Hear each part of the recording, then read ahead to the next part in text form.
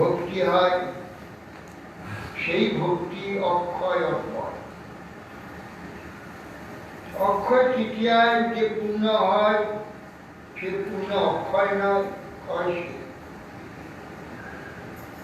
অক্ষয় তৃতীয়া কিসের জন্যে? অক্ষয় তৃতীয়ার দিন সত্যযুগ আরম্ভ হয়। সত্যযুগ হচ্ছে সত্য পরিপূর্ণ হবে 4 ধর্ম। এই জন্য সত্যযুগে আরম্ভ বলে, সেই জন্য এই অক্ষয় তৃতীয়ায় স্নান দান, ভগবত সেবা, ভগবত ভজন, ভগবত নাম আদি যে পূর্ণ হয় সে পূর্ণ অক্ষয় অর্থাৎ দীর্ঘস্থায়ী। ভগবত ভক্তি বাদে আর যে জাগতিক পূর্ণ সে কল্পান্ত পর্যন্ত যে পূর্ণ ফল ভোগ করে। এই জন্য একে অক্ষয় তৃতীয়া নামে কথিত হয়েছে। আর এই অক্ষয় তৃতীয়া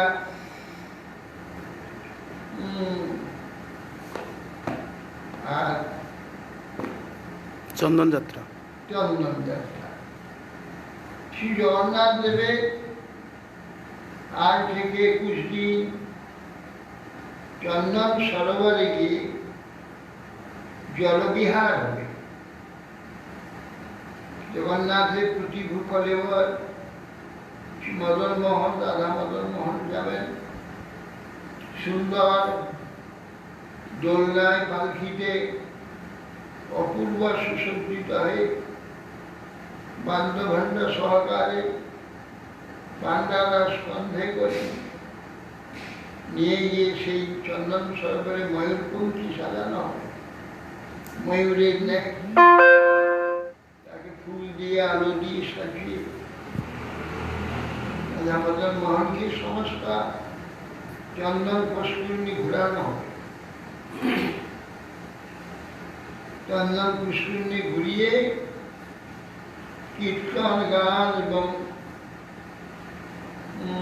নানা সেবা, যারা ওই মদন মোহনকে সেবা করে মাঝখানে পুষ্করে মন্দির আছে, সে মন্দিরে মদন মোহনের ভোগ হবে। সারা এবছর তো সে আশা নেই, সমস্ত চন্দন পুষ্করিণী চারধার ভরে যায় মানুষ এই দৃশ্য দর্শন করার জন্য। এইভাবে মদন মোহন সমস্ত বিকাল চন্দন সরোবরে শীতল জলের হাওয়া ঠান্ডা। এই চন্দন যাত্রা এইরকম প্রতিদিন 21 দিন চলে। আর শ্রী গোবিন্দের শ্রীঅঙ্গেতে সর্বত্র সর্বভারতে বিষ্ণু বিগ্রহে শ্রীঅঙ্গে চন্দন লাগিয়ে হয়। এই চন্দন লাগিয়ে জন্য মাধবেন্দ্রপুরী দক্ষিণে মলয়চন্দন আনতে এসে এখানে চিত্তরা গোপীনাথে অবস্থান করে এইখানে দেহ রেখে সমাধিস্থ হয়েছে। তিনি চন্দন লাগাবার জন্য আদেশ করেছেন। চন্দন 20 কেজি চন্দন 20 করা কর্পূর নিয়ে বৃন্দাবন যাচ্ছেন। রঘুনাথের আদেশ হলো গোপীনাথের অংশী অঙ্গে চন্দন লাগা, তাহলে আমার অঙ্গ তাপ জুড়ে যাবে। গোপীনাথের অঙ্গ আমার অঙ্গ এক। এইভাবে চন্দন যাত্রা ওই 21 দিন হবে। 21 দিনের সঙ্গে চন্দন লাগানো হবে।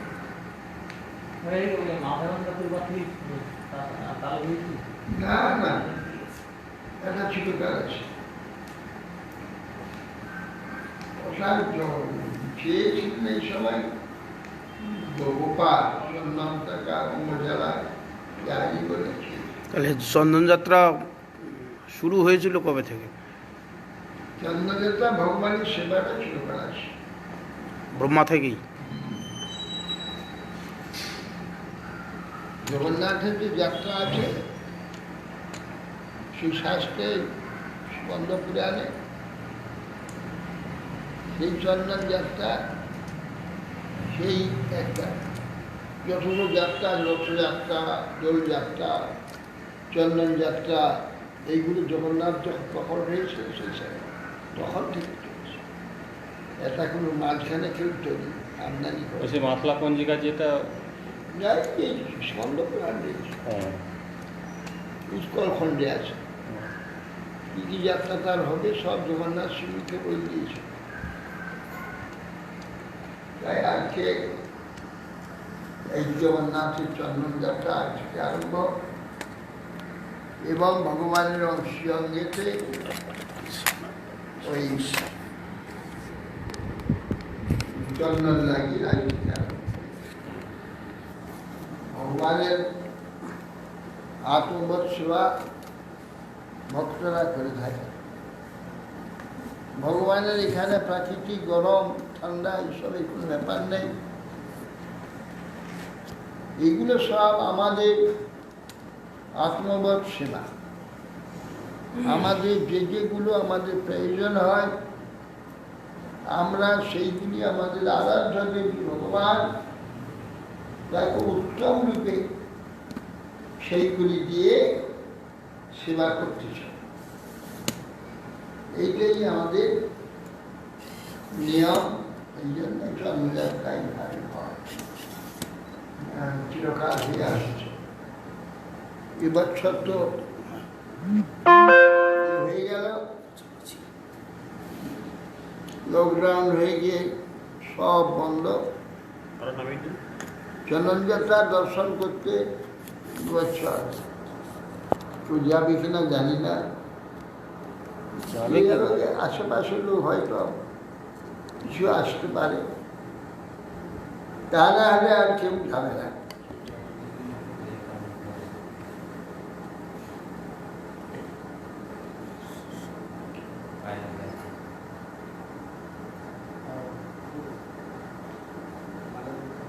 কর্দম ঋষি বলছেন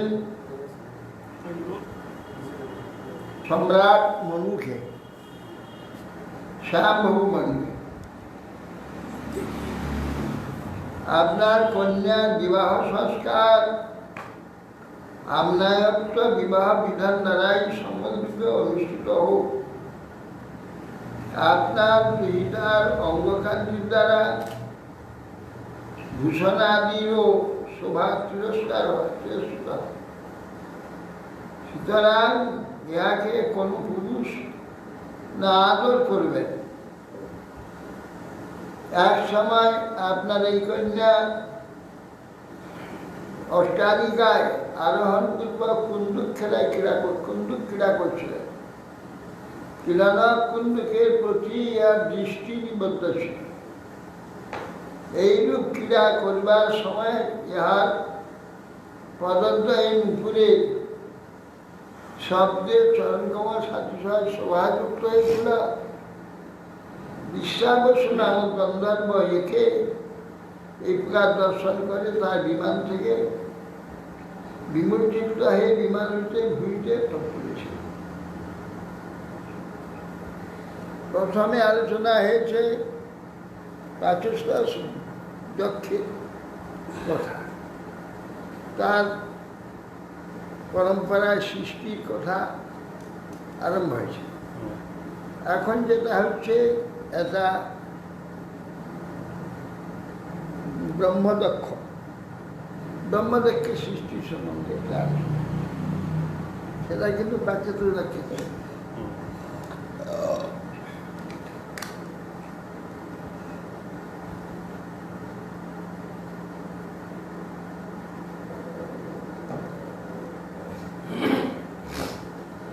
এই রমণীকুলের ভূষণ স্বরূপ যাহারা এই কমলার চরণ সেবা করে নাই তাহাদের ভাগ্যে এইরকম স্ত্রীর দর্শনও ঘটতে পারে। দ্বিতীয়ত ইনি আদিরাজ কন্যা উত্তানপাদের ভগিনী স্বয়ং আগমন করে তার ইচ্ছা প্রকাশ করেছেন। কোন বুদ্ধিমান ব্যক্তির প্রার্থনা অঙ্গীকার করবেন না। অত ভজিষ্যে সময়ে ন সাধ্যি यावत् तेज विब्रियात् आत्मनो मे अतो धर्मान परमहंसं ख्यान शुक्ल प्रोक्तांग बहुमन्येय विहिंसनाम। অতএব হে সাধ্যি, আমি তোমাকে ভজনা করব যতদিন যাবৎ আমার তেজ তুমি ধারণ না করবে, ততদিন পর্যন্ত তোমাকে ভজনা করবে। তারপরে পারমহংস ধর্মেতে আমি প্রবিষ্ট হব, যা শুক্ল শ্রী বিষ্ণু ভগবান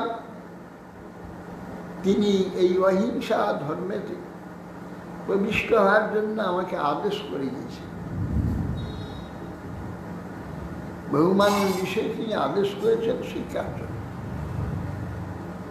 যত অভবৎ বিশ্ব মিদং বিচিত্রম সংস্থাস্যতে যত চ ভাব তিষ্ঠতি প্রজাপতিনাং পতিরে সমুজ্জং পরং প্রমাণম ভগবান অনন্তং। হে রাজন, যত অভবৎ বিশ্বমিদং বিচিত্র, এই যে বিচিত্র বিশ্ব যার থেকে উৎপন্ন হয়েছে আর যাহাতে অবস্থিত আছে, সংসাস্যতে যত ভাবতিষ্ঠতে অবস্থিত আছে, প্রজাপতি নাম পতিরেব মুজ্জাং, অন্তে লীন হবে প্রজাপতিদিগের প্রতি সেই ভগবান অনন্তদেব, যে অনন্ত, যে আমার একমাত্র আশ্রয়। মুজ্জাং পরম প্রমাণম ভগবান অনন্ত, ভগবান অনন্ত আদিদেব বিষ্ণুই আমার একমাত্র পরম শরণ আশ্রয়। শ্রীমৈত্র উবাচ স উগ্র ধন্যন নিয়দেবার ভাষে নিয়দেবাবভাষে আশিচ্যতু শ্রীমরবিন্দ নাম ভিয়োপগিন্নান স্মিত শোভিতে লিখেন চেতু লুলুভেদ। মৈত্রেয়ী বললেন, উগ্রধন্যন নিয়দেব অবভাষ আশিষ্টি। উগ্রধন্যা হে বিদুর, কদম ঋষি এই পর্যন্ত বলে মৌন হয়। পরে বুদ্ধিযোগে শ্রী পদ্মনাভ বিষ্ণুকে স্মরণ করে ঈশ্বর স্মিত শোভিত মুখে না, ঈশ্বর হাস্য মুখে তিনি শ্রী বিষ্ণুকে স্মরণ করে হাস্য বিকৃষ্ট বলেন। দেবহূতির মনকে প্রলোভিত করবার জন্যে বলছে। সোনুজ্ঞাত্বা ববসিতং মহিষ্যা বিহিতু স্ফুটম তস্মৈ গুণাধ্যায় দদৌ তুল্যাং প্রহর্ষিত। মনু নিজ মহিষীয় দুইটা কন্যার সহিত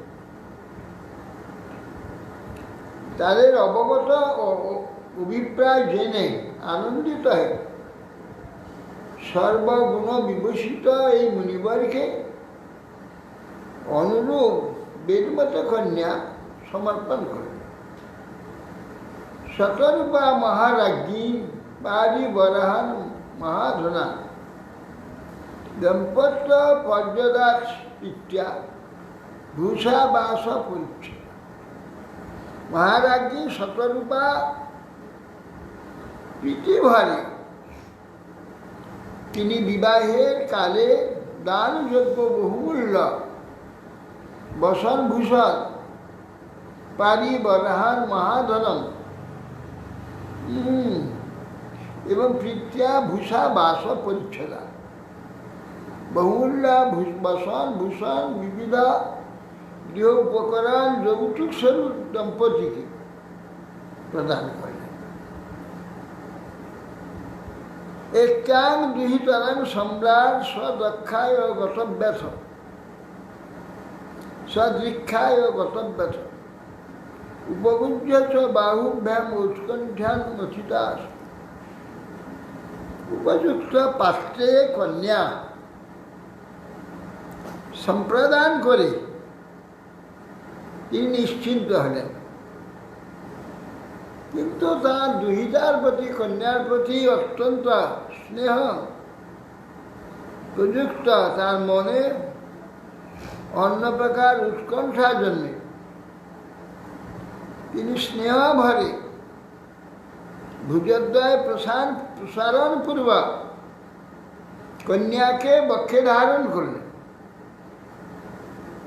কন্যাকে বক্ষে ধারণ করে নেত্র জলে তার অঙ্গ সিঞ্চন করে বলছেন, অস্বপ্ন বংশ তদ বিরহং মুঞ্চন বাষ্প কলান্মুহ অসিঞ্চাদ অম্ব বর্ষেটি নেত্র দুহিতং শিখা। কন্যার বিরহেটি অস্বপ্নবন্ত বিরহং মুঞ্চন বাষ্প কলামুহ, তার বিরহ সহ্য করতে না পেরে তিনি অশ্রুসিক্ত করলেন, তার কেশ অশ্রুসিক্ত করে হে মাত হে অম্ব হে বৎসে, এই কাতর সম্বোধন করতে হতে পুনঃ পুনঃ অশ্রুমোচন করে তার কেশ সিক্ত করতে লাগলেন। আমন্ত্রতং মুনিবরং অনুজ্ঞাত সহাযুগ পথস্থে রথমারুহ সভার্য সপুরঙ্গীপ।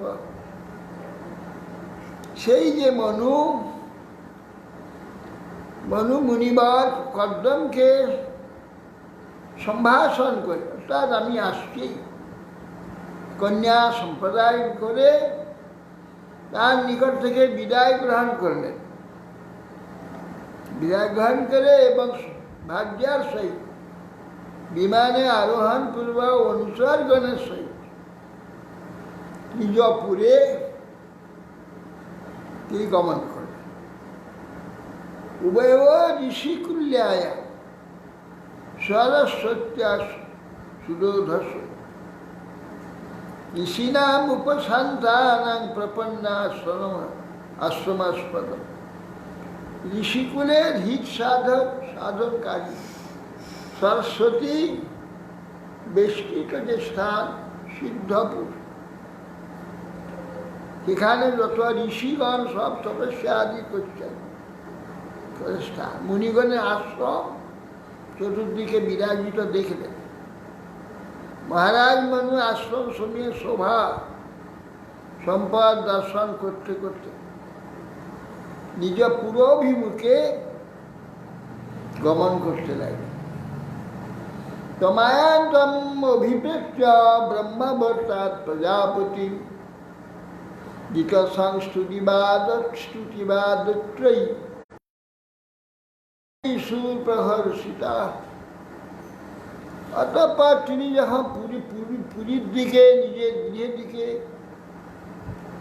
এসে উপস্থিত হয়েছেন, জেনে জানতে পেরে প্রজাগণ রায় দর্শন মানুষের সানন্দ চিত্তে বিবিধ গীত বাদ্য স্তব করতে করতে নিজেদের দেশের ব্রহ্মাবর্তে অর্থাৎ বহির্গত হয়ে তারা মহারাজ মুনিকে সম্বোধন করে সম্বর্ধনা স্বাগত করবার জন্য অগ্রসূচনা। বহিষ্মতি নাম পুরী সর্বসম্পদ সমন্বিত নপতন যত্র রোমানি যজ্ঞার সান্ন মিলে। এত প্রজাদেরকে আহ্বান করতে এলো, আরও প্রজা ছিল, তারা কর্তৃকে আবির্ভূত হলে তো কোনো উল্লেখ কিছু আছে? প্রজা তো সব আগের থেকে সৃষ্টি করেছে সব ঋষিদের দিয়ে প্রজা সৃষ্টি, এবং যখন পৃথিবী নিয়ে এলেন এখানে, নিয়ে আসার পরে প্রজা সৃষ্টি হয়ে গেছে। তখন প্রজা সৃষ্টি হয়ে গেছে, তখন তো সব মানুষই প্রজা, শরীর থেকে মন থেকে সব ঋষিগণ প্রজাগণ সব সৃষ্টি হয়েছে সব রকম।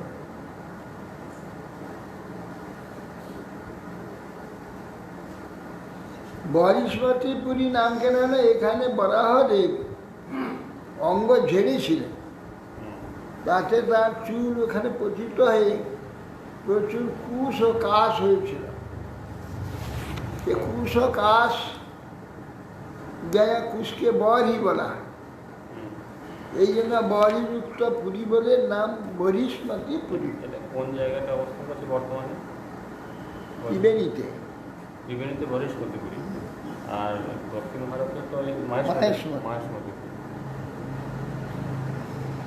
কুশা মাহেশ্বরে মহেশ্বর আছেন তো এখানে, তার সেই দুইটা ইয়ে কি বলে নর্মদা দুই দিক রেখেছে, মাঝে দ্বীপ, ওইটা হলো মাহেশ্বর, ওইখানে হলো পুরী ছিল কাষ্টবিদ্যার ওঙ্কারেশ্বর, ওইটাকে মাহেশ্বরী। কুশা কাশাশ্চ এবাসন সস্বধরি বর্চস ঈশ্বর জয়ী পরাভব্য যজ্ঞাগ্রাম দগমি। ওই স্থানে পতিত যে রোম সফর বরাহারি হরিৎ বর্ণ কুশ এবং কাশ রূপে পরিণত হয়ে সর্বদা বিরাজ করছে। তদ্বারাই ঋষিগণ যজ্ঞ বিঘ্নকারী যে রাক্ষসগুলোকে পরাভব করার জন্য যজ্ঞানুষ্ঠান করে যজ্ঞেশ্বর বিষ্ণুর আরাধনা তারা করে থাকে। কুশ কাশ ময়ং বাহারাস্তীর্য ভগবান মনু অজগৎ যজ্ঞপুরুষ লব্ধস্থান যত। কুশকাশময় বারাহাস্তীর্য ভগবান মনু, রাজর্ষি মনু ভূমণ্ডল স্থান প্রাপ্ত হয়ে ওই স্থানে কুশ কাশ নির্মিত আসন বিস্তার করে যজ্ঞ পুরুষ শিহরি অর্চনা করেছে।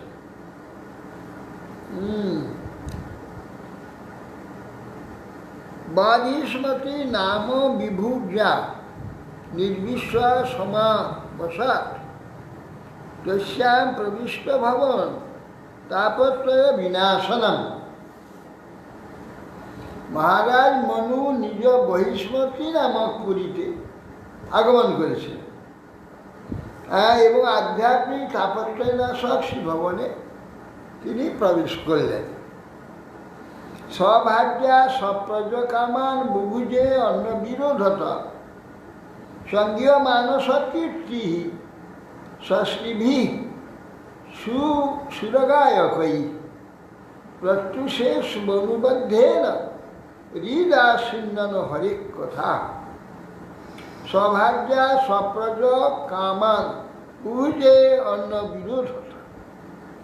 প্রত্যহ সকালে প্রত্যুষে ষষ্ঠী সুরগায়গণ তারা যে সকল কীর্তি গান করেন,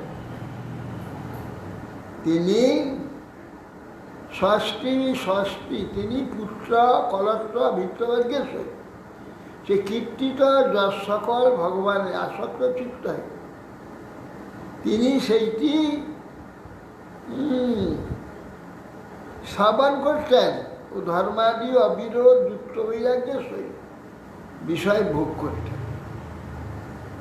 সেখানে তার যে মহিমা কীর্তন করতেন, সে মহিমা রাজার বন্দীগণ রাজার মহিমা কীর্তন করেন, সুরগায়ক, এটা তো নিয়ম। যিনি হন, তিনি ভক্ত হন অভক্ত হন কোনো কথা নেই, সকলেরই মহিমা কীর্তন করা তাদের কাজ। এই জন্য সুগায়কগণ তারা এসে সংকীর্তি গান করতেন। নিষ্কাতন যোগমায়া মুনি সায়ম ভুবমন যদা ভ্রংসয়িতুম ভোগান সকল ভগবত। এইভাবে মহারাজ মনু ভগবানের ওই যে আশ্রিত হয়ে ঐহিক যে ভোগ রচনাদি অবস্থিত হয়, তিনি ভোগপরং মুনি শ্যামমনু ভোগ্যা অভ্রংসয়িতুম ঈশ্বরপি অভিভূমিতুম নসে। বলছেন এই যে ভোগ, রাজভোগ, প্রতিষ্ঠা, স্তব আদি ভোগাদি, মুনি শ্যাম্ভু মনু ভোগ, সেই সব ভোগ আভ্রংসয়িতুম তার চিত্তকে ভ্রষ্ট করতে পারে। ঈশ্বরবি অভিভূতম ন শেখো, সামান্য একটু অভিভূত করতে সত্য হয় ন সত্য ভব, সামান্য একটু তাকে অভিভূত করতে পারে নাই। অজাত জামাস্তস্যাস জামা শান্তর জাপনা ছিন্নত ধ্যায়ত বিষ্ণু পূর্বত ব্রুবত কথা। মহারাজ মনু সততই হরিকথা শ্রবণ করতে, বিষ্ণু কথা ছিন্নত ধ্যায়ত কুর্বত ব্রুবত কীর্তন্তস্য মনু। মহারাজ মনু সততই হরিকথা শ্রবণ করতেন, ধ্যান করতেন, হরিলীলা বৃত্তান্ত রচনা করতেন, কীর্তন করতেন, তার দ্বারা অতিবাহিত করতেন। তিনি মুনির ন্যায় আচরণ করতেন। হ্যাঁ, আর এইভাবে তিনি কালাবয়ব প্রহরা অজাত জাম আগত সফলা আপন তিনি তাতে ক্ষণ মুহূর্ত কাল আদি কালেরও অবসর সকল সার শূন্য না হয়ে মন্বন্তর পূর্ণ করেছিলেন শ্যাম্বমান। এইভাবে ক্ষণ মুহূর্ত কালও অবসর নেননি। স শান্তরম নিম্নে যুগানাম একসত্য বাসুদেব প্রসঙ্গেন পরিভূত গতি। তিনি এইভাবে অন্তর্শূন্য হয়ে বাসুদেব প্রসঙ্গেন পরিভূত অতিত্রয় গতিত্রয়, প্রত্যয়, জাগ্রত, স্বপ্ন, সুষুপ্তি, এই তিনটি গতি যে আছে তাতে তিনি সেই বাসুদেব সম্বন্ধ ছাড়া অন্য কিছু ভাবে থাকতেন না। এইভাবে মনু যুগানাম এক সপ্ততি ৭১ চতুর্যুগ অতিক্রম করেছে। সাম্ভব অনন্তরকাল নিম্ন সত্তর যত এই গুণত্রয়কে পরাভূত করেছেন তিনি। তিনগুণকে পরাভূত করে সেই যজ্ঞপুরুষ ভগবানকে আশ্রয় করেছে। শরীরা মানসা দিব্যা বৈহা সে যেঠ মানুষা ভৌতিকাশ্চ কথন ক্লেশা বেদের হরিসংসার। বলছেন হে বিদুর, শারীরিক, মানসিক আর আধি দৈবিক শত্রুজাত শীতোষ্ণজনিত যে ক্লেশ, হরিপদাশ্রিত ব্যক্তি কিরূপে পীড়া জন্মাইতে পারে বলে বটে। হরিপদাশ্রিত ব্যক্তি শরীর মানস দিব্য বৈয়াস যেচ মানুষা শারীরিক, মানসিক আদি দৈবিক শত্রুজাত শীতোষ্ণজাত ক্লেশ হরিপদাশ্রিত ব্যক্তির পীড়া জন্মাইতে পারে না। যা পৃষ্ঠ মুনিভি প্রাহ ধর্মান নানা বিধান শুভা নির্ণয় বর্ণা সমাঞ্চ সর্বভূত হিত সদা সর্বভূত হিত মনু মুনি সর্বভূত হিতর্থে মুনিভি পৃষ্ঠ নিনাম সাধারণ ধর্ম বর্ণাশ্রম, বিশেষত বর্ণাশ্রম ধর্ম, নানাবিধান শুভা ধর্ম, শুভ ধর্মের কথা যাতে কল্যাণ হবে তিনি সেগুলো বর্ণনা করেছেন।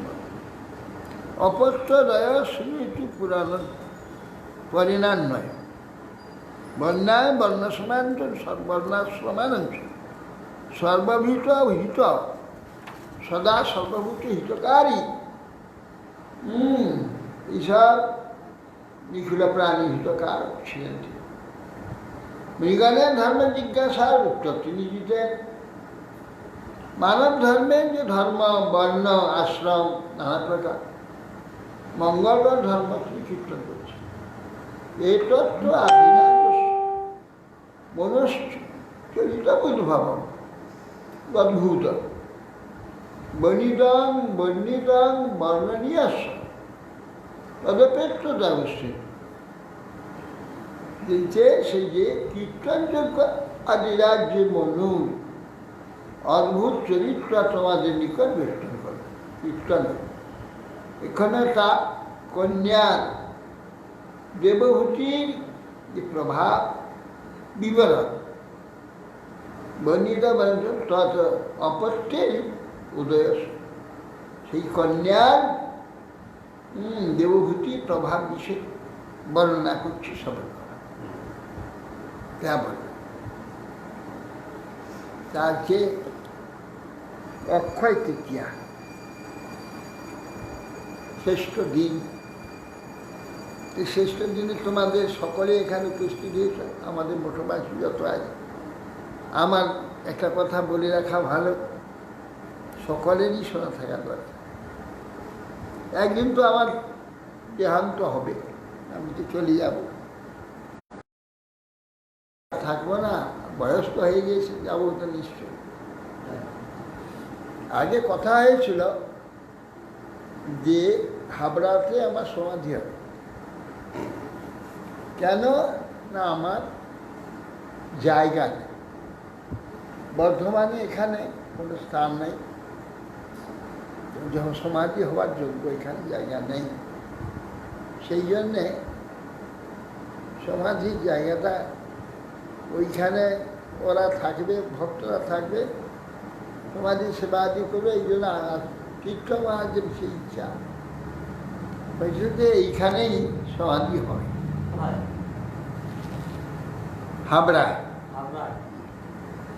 কিন্তু আমি তার পরবর্তীকালে আমার 1 কাঠা জায়গা আগে সরগঞ্জে কিনা ছিল বদ্রুমে,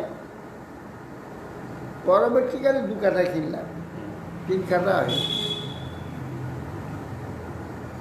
এখন তীর্থ মহারাজ বলছে যে মায়াপুরে জায়গা কিনবে, ওখানে একটা গেস্ট হাউস করবে।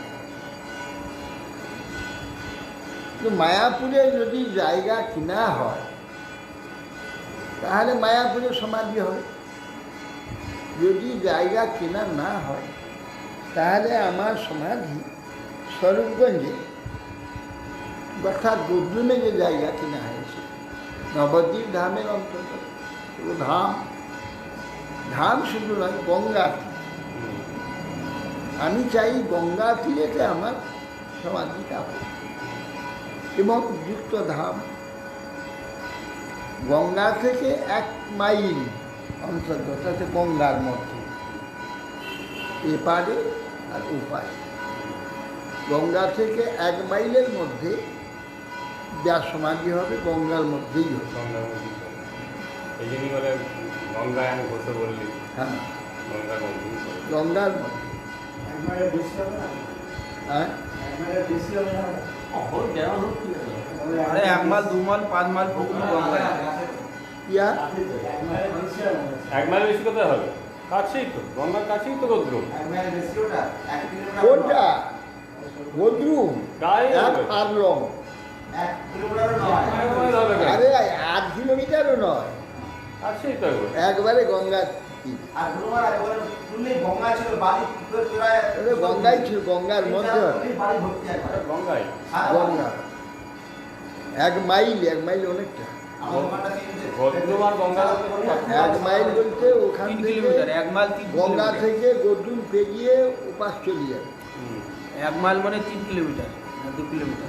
না, এক না। মাইল মানে 1.62 কিলোমিটার। 1.5 কিলোমিটার একটু বেশি। 1.5 কিলোমিটার। গঙ্গা তীরে আমার সমাধি হোক এটা চাই। অতএব মায়াপুরে যদি আমি মরবার আগে যদি মায়াপুরের জায়গায় খুঁজতে হয়, যদি এবার কিনতে পারে তাহলে ওইখানে হবে। আর না হয় তো এই গদ্রুমেতে যেটা পড়ে রয়েছে ওইখানে হবে। আর এ পাশে যেখানে কেনা হচ্ছে ওইখানে 1-2খানা হোক 3খানা হোক ঘর তৈরি করবে, কোনো সেবক থাকে থাকবে, কিছুই করতে হবে না, সমাধি দেওয়া থাকলেই যথেষ্ট। সেবা আদি করু না করু কোনো ব্যাপার নেই। সেবা করলে অমনি এই তো সনাতন গোস্বামী, রূপ গোস্বামী, জীব গোস্বামী কোনো মূর্তি নেই, সেখানে ছোটো একটু মঞ্চের মতো ফেলে দেওয়া আছে, সেখানে ভোগ দেয়, পূজা দেয়, সব তুই জল ঢেলে দে, একটু পুষ্প দিয়ে আইলে সেবা হয়ে যাবে, সমাধি সেবা। অত এই জন্য কেউ থাকে যদি করবে, না থাকে না করবে, এই জন্য কিছু না। আর আমাদের বর্ধমানে জায়গা থাকলে তো কোনো ব্যাপার ছিল না, এখানেই হয়ে যেত। অতএব এখানে হচ্ছে বরং গঙ্গা থেকে হয়। শ্রেষ্ঠ যে স্থান। হ্যাঁ, রাস্তাতে গঙ্গার ধারে হচ্ছে, এত রাস্তা আর কি আছে। তো এই জন্যে এই কথাই রইল, তোমরা সকলেই শুনলে। আমি বলে আমার ইচ্ছাটা যে গঙ্গা তীরেই আমার সমাধি হোক, সেটা গদ্রুমে হতে পারে, মায়াপুরে হতে পারে। মায়াপুরে সেটাও গঙ্গার মধ্যে, যে কোনো জায়গায়, সেখানে যদি না হয় এইখানে হবে। আর এখানে এটা বিক্রি করে আর মায়াপুরে বাড়াতে হবে না। মায়াপুরে যদি মহাপুরুর ইচ্ছা হয়, ভালো মহাপুরু দিয়ে দেন, মহাপুরু সেইখানে ভক্ত দিয়ে দিলে সেইখানে হয়ে যাবে। এখানে ওখান থেকে ট্রেনে গিয়ে টাকা এইটা জোগাড় করে বিক্রি করে এখান থেকে টেনে নিয়ে গিয়ে হ্যাঁ, ওখানে ওটা বাড়ানোর করার কোনো যুক্তি নেই। কোনো দরকার নেই। হ্যাঁ। এইখানে যেটুকু আছে ওখানে 2খানা ঘর, 2-3খানা ঘর হয়ে যাবে। ওখানে ঘর করে দিলে ওইখানে সেবক একজন থাকবে। আর কোনো সময় ভক্তরা গেলে 10 জন ওখানে যে থাকবে, থেকে দর্শন তো করবে সব। হয়ে যাবে, এটা থাকবে। আর যদি ওখানে আগে হয়ে যায় কোথায়, তাহলে ওইখানে সমাধি হবে। তাহলে এই জায়গায় যা ইচ্ছা থাকবে। এইবার রইল এইটা আমার মৃত্যুর পরে যেন কোনো সংঘাত না হয়, এইটা আমার অভিমতটা সবাইকে জানাবে।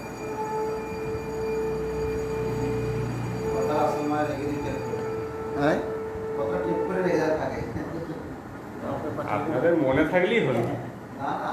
সকলে মনে থাকলে হবে। হ্যাঁ, সকলে তখন বিরোধিতা না করে গুরুদেবের ইচ্ছাটা পূরণ করার চেষ্টা করবেন, তাহলেই আমাকে হয়। পাঠিয়ে দেবো। নিজের ইচ্ছাগুলো বাহাদুরি না দেখানোই ভালো। আমরা অধিকাংশ ক্ষেত্রে নিজেদের ইচ্ছা মতো কাজ করি।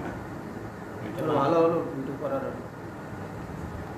ওটা আমাকে পাঠিয়ে দেবো। শ্রীমত্রবাস পিতৃভ্য প্রস্থিতে সাধ্যি প্রতিমিঙ্গিত কবিদা নিত্য পর্যচর প্রীত্যা ভবানী বা ভবন্ত। মত্রাংশী বলছেন, হে বৎস বিদুর, মাতা পিতা চলে গেলে স্বামীর মনোরথ জেনে, ইচ্ছা জেনে, প্রতিম ইঙ্গিত কবিতা, মুখে বলে আদেশ করেন না, আদেশ করা তো দূরের কথা, ইঙ্গিত কবিতা বলা আছে।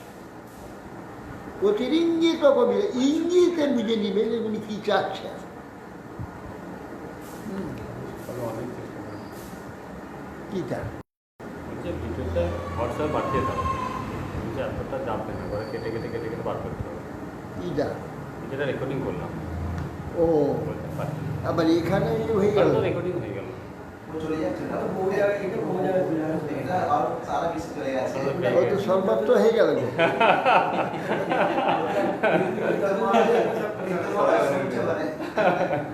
হ্যাঁ, অতি ইঙ্গিত কবিতা। দেবহূতি দেবী কব্দমিশির ইঙ্গিতে তার সেবা করতে, তাই বলতে হতো না। ইঙ্গিত কবিতা নিত্যাং পর্যচরৎ প্রীত্যা, অত্যন্ত প্রীতির সহিত নিত্য তার সেবা করতেন। ভবানী বা ভবম প্রভু, ভবানী যেমন শিবের সেবা করতেন সেই প্রকার।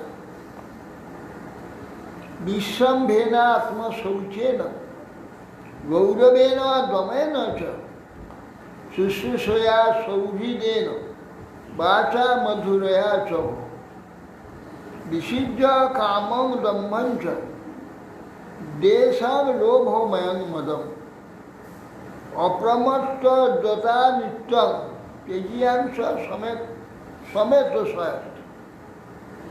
বলছে উদ্যমশীল বিশ্বম্ভেন আত্মশৌচেন, অপ্রমত্তা দেবহূতি উদ্যমশীলা, কপটতা দেশ লোভ অহংকার নিষিদ্ধাচরণ এসব পরিত্যাগপূর্বক তিনি সাবধানে পবিত্রতার সহিত গৌরবের সহিত ইন্দ্রিয় দমন করে সৌহার্দ্যের দ্বারা মধুর ভাষণাদি দ্বারা শুশ্রূষার দ্বারা সর্বদা সেই তেজস্বী প্রতি সন্তোষ বিধান করতে লাগলেন।